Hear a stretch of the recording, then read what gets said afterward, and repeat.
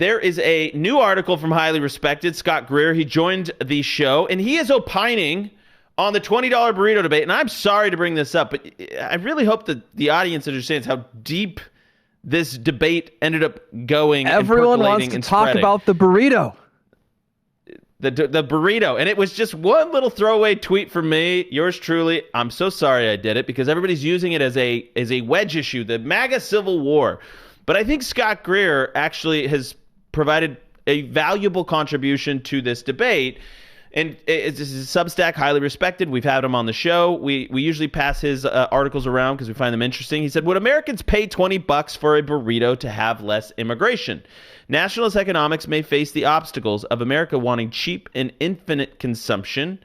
And I think that's true, Blake. He's making the point that we have become accustomed in this society to not be willing to sacrifice anything to get sort of this, delayed gratification, to get the better, the more lasting good for our country because we expect infinite consumption and low prices.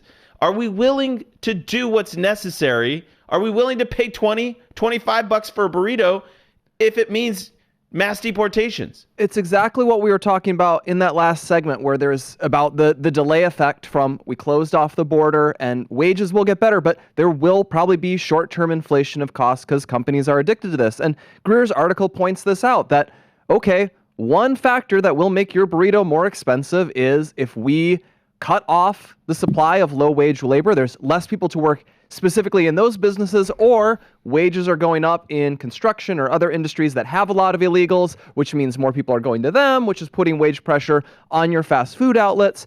And we, as nationalists, we understand this is desirable. We want a country where people know English. We want a country where we're not getting replaced. We want a country that's safer. We want a country where there's fewer quality leering centers. But yes, a side effect of this will probably be that some goods are going to be more expensive because we aren't just an economic zone whose only guiding principle is keep wages as far down as possible. And I think it's a valuable contribution to bring this up because we have that debate over burrito prices and you have some people going, kids these days are just entitled, and we don't want to just say, oh, no, you have the right to feel like you can afford things and buy things in our country, but we do have to confront, we have to push back, and Charlie was so good at this, we have to push back on this kind of unlimited entitlement that people can feel of, I want maximum consumption, I want the lowest possible prices, I want no trade-offs at all in return for making America's long-term future better. I think it's a real problem that we face, and I think Scott is right to point it out.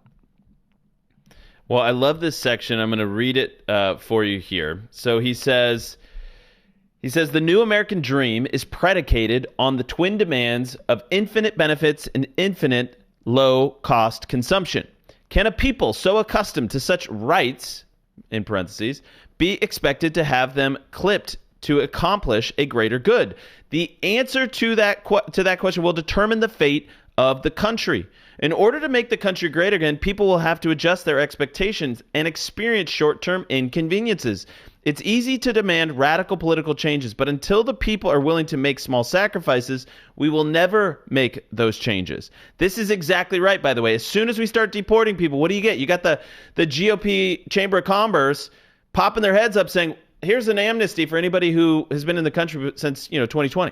This is what they instantly do. Oh, we need more cheap labor. You've got Senator Curtis out of Utah saying states should be able to customize their amnesty plan.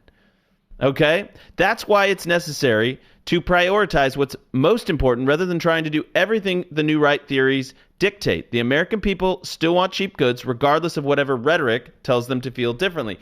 He's right. There is a tension here. We say we want all these things, but as soon as we do, there's a little bit of pain and we bail on that.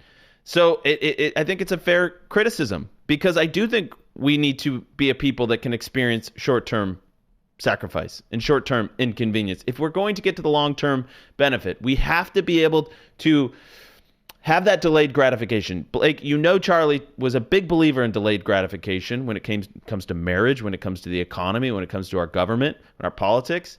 Final minute to you, Blake. What's the takeaway? Do you think we can do this? It's a moral question, really. Like we only have such a nice country because your parents, grandparents, great-grandparents, going all the way back to the settlers on the Mayflower, we only have a nice country because those people accepted sacrifices to achieve things. And it's absolutely an addiction in America to not want to accept any sacrifice. And we've seen how this has been catastrophic in a lot of ways.